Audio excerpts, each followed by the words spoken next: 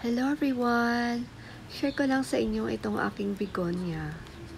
Ayan, nagagandahan talaga ako dito kasi pag nasisilakan siya ng araw, yung kanyang leaves ay nagiging maroon.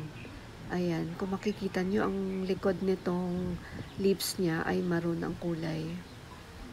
Ayan, napakaganda talaga niya. Nilagay ko pala siya sa hanging basket. At nilagay ko siya sa ilalim ng puno ng bayabas.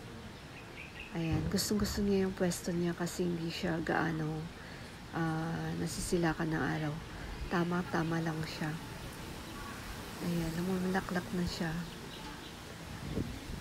Ayan, matagal na ito sa akin noong pandemic pa ito. At napaprop ako na rin siya. Ay, nakaproduce na ako ng mga 3 baskets nito.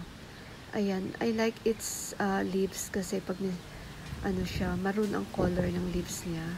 Pag nasisilakan ng araw, ang ganda, pulang-pula.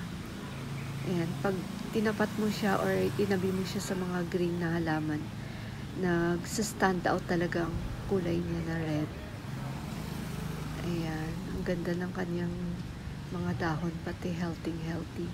Lalo na naulan this past few days. Ayan, kaya gustong-gusto nila at lumago lang sila. Ayan, napakaganda ng leaves niya sa likod. Ayan, maroon ang color. Ayan, hindi ko exactly alam kung anong pangalan ng variety na ito.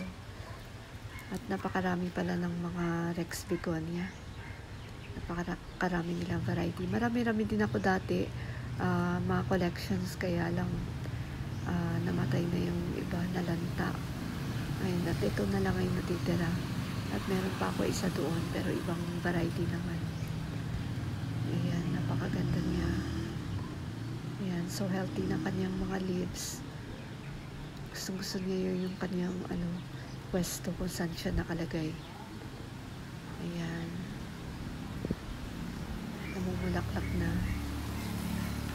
Ayan, meron pa ako dyan sa baba, isa pang nasa basket, pero kakatanim ko lang din. Ayan, ang ganda tingnan niya, napakaganda ng kanyang color ng leaves sa likod, maroon. Ayan. Ayan, madali lang naman ito buhayin. Pero nung una na nagkaroon ako nito, hirap na hirap ako sa pagbuhay nito.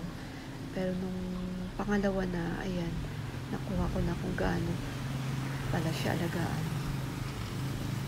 Kung saan siya ilalagay, kung anong alaga, ang gusto niya. Ayan, napakaganda niya. Ayan, ang dami. Yung iba namatay na eh. Ito na lang yung natitira. Ayan siya. So healthy. Ayan, anong mga begonia ang meron kayo?